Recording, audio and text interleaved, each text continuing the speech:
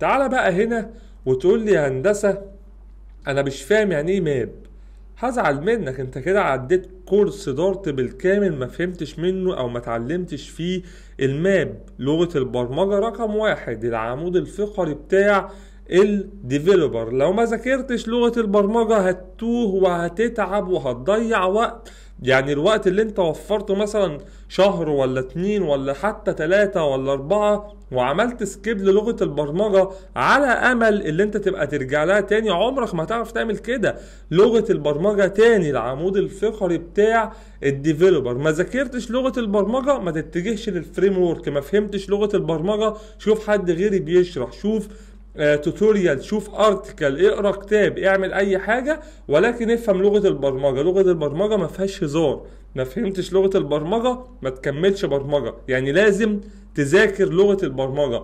فلاتر فريم ورك مش هتنفعك في لغه البرمجه دي. فريم ورك احنا الوان وصور وبتاع، ده مش هينفع.